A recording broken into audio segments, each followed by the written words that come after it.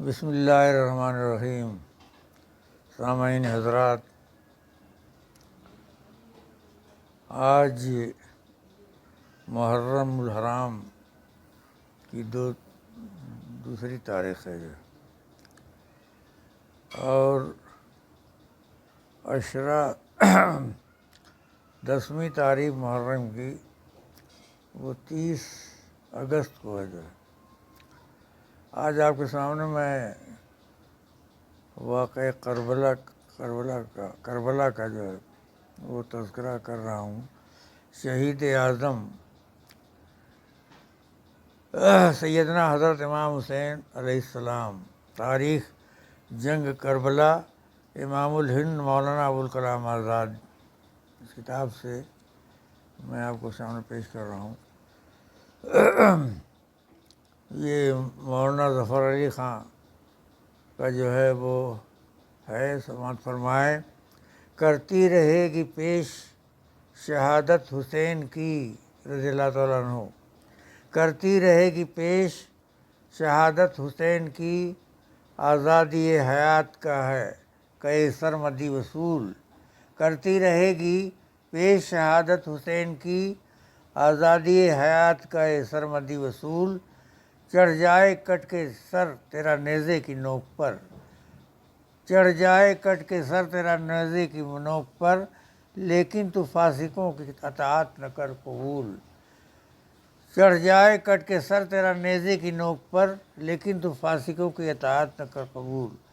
یہ مولانا ظفر علی صاحب کا ہے، اور اس شعر سے ظاہر ہو رہا ہے کہ امیر معاویہ، مسلمانوں کے چوتھے خلیفہ امیر معاویہ رضی اللہ تعالیٰ عنہ، جب آپ نے اپنے زمانے میں اپنے بیٹے یزید کو جو ہے آپ کا اپنا جو ہے وہ کراؤن پرنس جس کو کہتے ہیں، اس طرح سے یعنی آپ کو بنا دیا تھا کہ میرے پاس خلیفہ یزید ہوں گے جو، تو امیر معاویہ رضی اللہ عنہ کے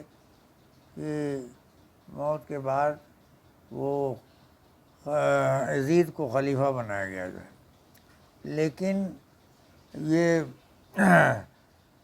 حسین علیہ السلام، حسین رضی اللہ تعالیٰ عنہ نے، ان کے اہل بیت نے ان کو قبول نہیں کیا، اس کی اطاعت جو ہے، کیونکہ وہ اس قابل نہیں تھا یزید کہ اس کی جو ہے وہ اطاعت قبول کی جائے۔ اس سلسلے میں آپ کی شہادت ہوئی حسین رضی اللہ تعالیٰ عنہ کی۔ اس سلسلے میں مولانا محمد علی جوہر نے کئی شعر سماعت فرمائے۔ قتل حسین اصل میں مرگ یزید ہے، اسلام زندہ ہوتا ہے ہر کربلا کے بعد، اب سماعت فرمائیں یہ مارکہ کرب و بلا ہے۔ اہل بیت شروع سے اپنے تئیں خلافت کا زیادہ حقدار سمجھتے تھے۔ امیر معاویہ رضی اللہ عنہ بن ابی سفیان کی وفات کے بعد تخت خلافت خالی ہوا۔ یزید بن معاویہ پہلے سے ولی عہد مقرر ہو چکا تھا، اس نے اپنی خلافت کا اعلان کر دیا، اور حسین بن علی رضی اللہ تعالیٰ عنہ سے بھی بیعت کا مطالبہ کیا۔ امیر المومنین علی رضی اللہ تعالیٰ عنہ نے کوفہ کو دارالخلافت قرار دیا تھا، اس لیے وہاں اہل بیت کرام کے طرفداروں کی تعداد زیادہ تھی۔ انہوں نے حضرت حسین رضی اللہ تعالیٰ عنہ کو خط لکھا کہ آپ تشریف لائیے، ہم آپ کا ساتھ دیں گے۔ آپ نے اپنے چچا بھائی مسلم بن عقیل کو اہل کوفہ سے بیعت کرنے کے لیے بھیجا اور خود بھی سفر کی تیاری کرنے لگے۔ تو قتل حسین اصل میں مرگ یزید ہے، اسلام زندہ ہوتا ہے اور کربلا کے بعد آپ حسین رضی اللہ تعالیٰ عنہ نے دوستوں سے مشورہ کیا، آپ کے دوستوں اور عزیزوں کو معلوم ہوا تو سخت مضطرب ہوئے۔ وہ اہل کوفہ کی بے وفائی اور زمانہ سازی سے واقف تھے اور بنی امیہ کی سخت گیر طاقتوں سے بھی بے خبر نہ تھے۔ انہوں نے اس سفر کی مخالفت کی۔ حضرت عبداللہ بن عباس رضی اللہ عنہ نے کہا، یہ لوگ یہ سن کر بہت پریشان ہیں کہ آپ عراق جا رہے ہیں، مجھے اصل حقیقت سے آگاہ کیجیے۔ حضرت حسین رضی اللہ عنہ نے جواب دیا، میں نے عزم کر لیا کہ آج ہی کل میں روانہ ہوتا ہوں۔ ابن عباس بے اختیار پکار اٹھے، خدا آپ کی حفاظت کرے کہ آپ ایسے لوگوں میں جا رہے ہیں جنہوں نے اپنے امیر کو دستپا کر دیا ہے، دشمن کو نکال دیا ہے اور ملک پر قبضہ کر لیا۔ اگر وہ ایسا کر چکے ہیں تو شوق سے تشریف لے جائے، لیکن اگر ایسا نہیں ہوا ہے تو حاکم دستور ان کی گردن دبائے بیٹھا ہے، اس کے گماشتے برابر اپنی کارستانیاں کر رہے ہیں، تو آپ ان کا آپ کو بلانا اور حقیقت جنگ کی طرف بلانا ہے۔ میں ڈرتا ہوں کہ آپ کو دھوکہ نہ دیں اور جب دشمن کو طاقتور دیکھیں تو آپ سے لڑنے کے لیے آمادہ نہ ہو جائیں، مگر آپ اس طرح کی باتوں سے متاثر نہ ہوئے اور اپنے ارادے پہ قائم رہے۔ عبداللہ بن جعفر رضی اللہ عنہ خط جو ہے آپ کے پاس لکھا، میں آپ کو خدا کو واسطہ دیتا ہوں کہ خط دیکھتے ہی اپنے ارادے سے باز آ جائیں، کیونکہ اس راہ میں آپ کے لیے ہلاکت اور آپ کے اہل بیت کے لیے بربادی ہے۔ اگر آپ قتل ہو جائیں گے تو زمین کا نور بجھ جائے گا۔ اس وقت ایک آپ ہی ہدایت کا نشان اور باب ایمان کی امیدوں کا مرکز ہے۔ سفر میں جلدی نہ کیجیے، آتا ہوں۔ یہ آپ کے دوستوں نے کچھ اس طرح سے آپ کو روکنا چاہا، اور مسلم بن عقیل کے عزیزوں کی ضد زور مقام میں پہنچ کر معلوم ہوا کہ آپ کے نائب مسلم بن عقیل کو کوفہ میں یزید کے گورنر عبید اللہ بن زیاد نے اعلانیہ قتل کر دیا، اور کسی کے کان پر جوں تک نہ رہی۔ آپ نے سنا تو بار بار انا للہ راجعون پڑھنا شروع کیا۔ بعض ساتھیوں نے کہا، آپ ابھی وقت ہے، ہم آپ کے اور اہل بیت کے معاملے میں آپ کو خدا کا واسطہ دیتے ہیں، اور للہ یہیں سے لوٹ چلیے۔ کوفہ میں آپ کا کوئی بھی ایک بھی طرفدار اور مددگار نہیں ہے، سب آپ کے خلاف کھڑے ہو جائیں گے۔ آپ خاموش ہو گئے اور آپسی پر غور کرنے لگے، لیکن مسلم عقیل کے عزیز کھڑے ہو گئے کہ ہم لوگ بغیر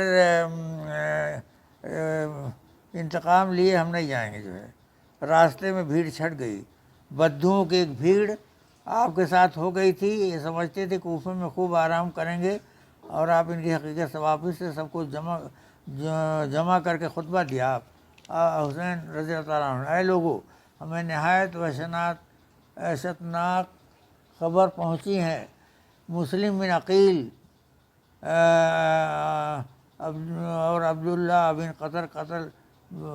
قتل کر دیے گئے۔ ہماری طرفداروں نے بے وفائی کی، کوفہ میں ہمارا کوئی مددگار نہیں، جو ہمارا ساتھ چھوڑنا چاہے چھوڑ دے، ہم ہرگز خفا نہ ہوں گے۔ بھیڑ نے سنا، دائیں بائیں کرنا شروع کر دیا۔ تھوڑی دیر بعد آپ کے ساتھ صرف وہی لوگ رہ گئے جو مکہ سے ساتھ چلے تھے۔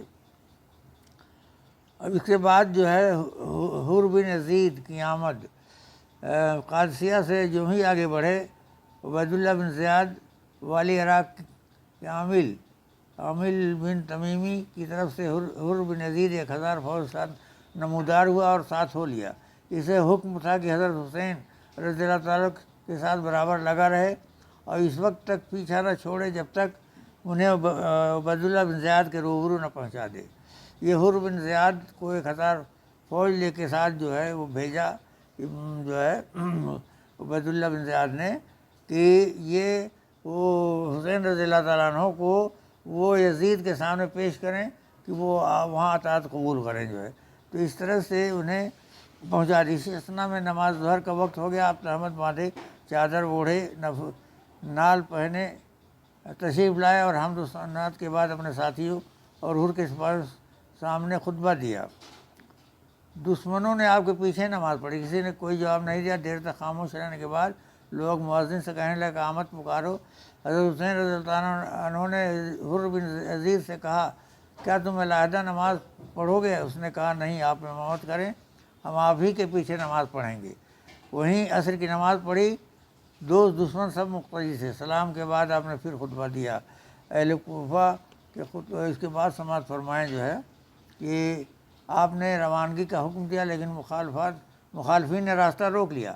آپ نے خفا ہو کر حر سے کہا کہ آپ نے روانگی کا حکم دیا، لیکن مخالفین نے راستہ روک دیا اور خفا ہو گئے جو ہے۔ حر نے کہا کہ مجھے یہ حکم ملا ہے کہ آپ کا ساتھ نہ چھوڑوں یہاں تک کہ آپ کو کوفہ پہنچا دوں۔ اس کے بعد دیکھیے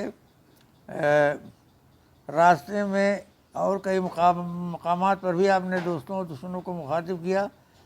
اے لوگوں، رسول اللہ صلی اللہ علیہ وسلم نے فرمایا ہے کہ جو ایسے حاکم کو دیکھے جو ظلم کرتا ہے، خدا کی قائم کی حدیں توڑتا ہے، عہد الہی شکست کرتا ہے، سنت نبوی کی مخالفت کرتا ہے، خدا کے بندوں پر گناہ اور سرکشی سے حکومت کرتا ہے، اور دیکھنے پر بھی نہ اپنے فعل سے اس کی مخالفت کرتا ہے نہ اپنے قول سے، سو خدا ایسے لوگوں کو اچھا ٹھکانہ نہیں بخشے گا۔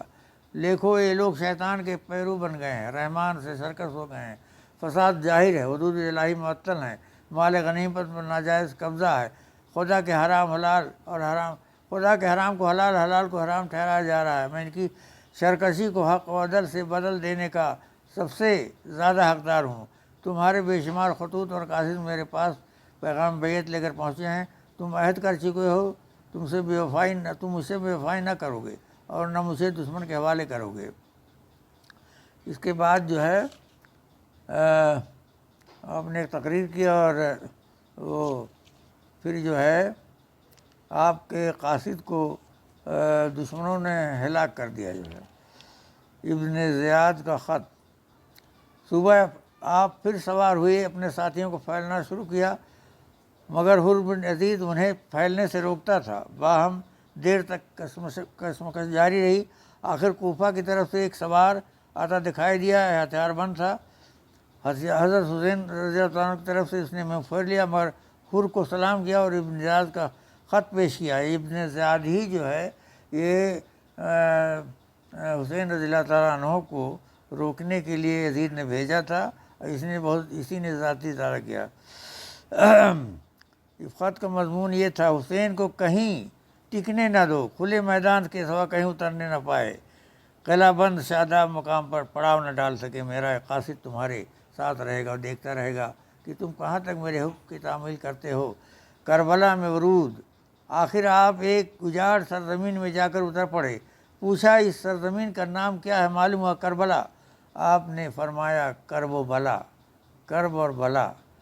یہ مقام پانی سے دور تھا، دریا اس میں، اور اس میں ایک پہاڑی حائل تھی۔ یہ واقعہ 2 محرم 61 ہجری کا ہے۔ عمر بن سعد کی آمد۔ دوسرے دن عمر بن سعد ابی وقاص کو کوفہ والے بھی 4000 فوج لے کر آ پہنچا۔ عبید اللہ بن زیاد نے عمرو کو زبردستی بھیجا تھا۔ عمرو کو خواہش تھی کسی طرح امتحان سے بچ کر نکلے اور معاملہ رفع دفع ہو جائے، اس لیے آتے ہی حسین کے پاس قاصد بھیجا اور دریافت کیا کہ آپ کیوں تشریف لائے ہیں۔ ابن زیاد کی سختی یہ ہوئی کہ اس نے یہ کہا کہ حسین رضی اللہ تعالیٰ عنہ سے کہے پہلے اپنا تمام ساتھیوں کے ساتھ یزید بن معاویہ کی بیعت کریں، پھر ہم دیکھیں کہ ہمیں کیا کرنا چاہیے۔ حسین رضی اللہ تعالیٰ عنہ ان کے ساتھیوں تک پانی نہ پہنچنے پائے، وہ پانی کا ایک قطرہ بھی نہ پینے پائے، جس طرح عثمان بن عفان رضی اللہ تعالیٰ عنہ پانی سے محروم رہے تھے۔ عثمان بن عفان تیسرے خلیفہ بھی ہیں۔ پانی پر تصادم۔ عمر بن سعد نے مجبوراً 500 سپاہی گھاٹ کی حفاظت کے لیے بھیج دیے، اور آپ کے ساتھیوں پر پانی بند ہو گیا۔ اس پر آپ نے اپنے بھائی عباس بن قلوی کو حکم دیا کہ 30 سوار چل کر جائیں اور پانی بھر لائیں۔ یہ پہنچے تو محافظ دستہ کے سردار عمر بن حجاج نے روکا، مقابلہ ہوا، لیکن آپ 20 مشکیں پانی بھر لائے جو ہے۔ پھر آپ نے عمر بن سعید سے ملاقات کی۔ یہ طے ہوا، اس میں 3 شرطیں ہوئیں۔ اس کے بعد 3-4 مرتبہ باہم ملاقاتیں ہوئی۔ آپ نے تینوں صورتوں میں پیش کی تھیں کہ ایک تھی مجھے واپس لوٹ جانے دو جہاں سے آیا ہوں۔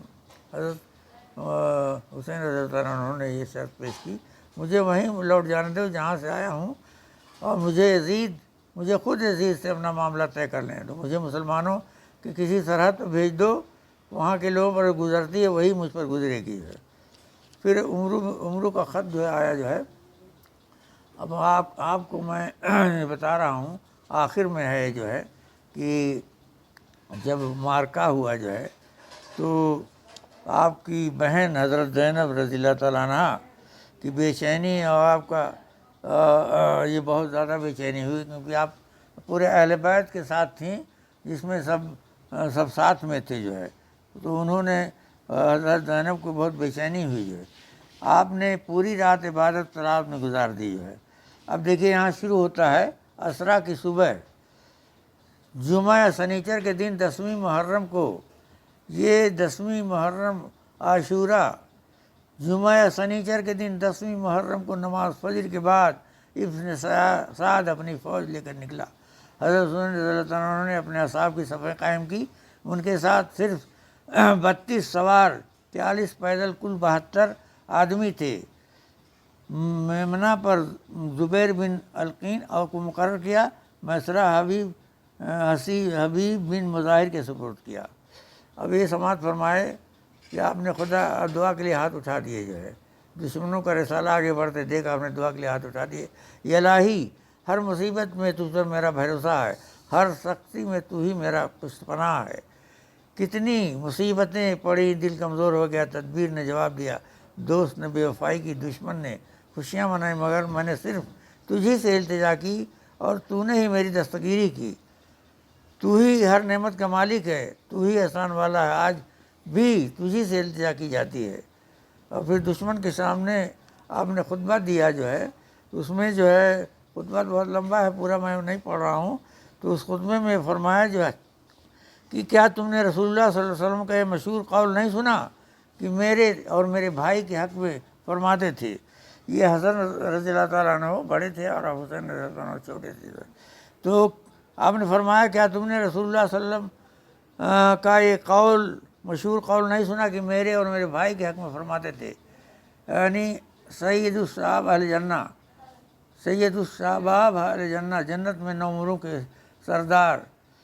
اگر میرا یہ بیان سچا ہے اور ضرور سچا ہے، کیونکہ اللہ میں نے ہوش سنبھالنے کے بعد سے لے کر آج تک کبھی جھوٹ نہیں بولا، بتلاؤ کیا تمہیں برہنہ تلواروں سے بتاؤ کیا تم جو برہنہ تلواروں سے میرا استقبال کرنا چاہیے، تمہیں برہنہ تلواروں سے میرا استقبال کرنا چاہیے؟ اگر تمہاری بات کا یقین نہیں کرو گے، تم میں ایسے لوگ موجود ہیں جن سے تصدیق کر سکتے ہو۔ جابر بن عبداللہ انصاری سے پوچھو، ابو سعید خدری سے پوچھو، سہل بن سعدی سے پوچھو، زید بن رقم سے پوچھو، انس بن مالک سے پوچھو، وہ تمہیں بتائیں کہ انہوں نے میرے اور میرے بھائی کے بارے میں رسول اللہ صلی اللہ علیہ وسلم کو یہ فرماتے سنا ہے یا نہیں۔ کیا یہ بات بھی تمہیں میرے خون بہانے سے نہیں روک سکتی؟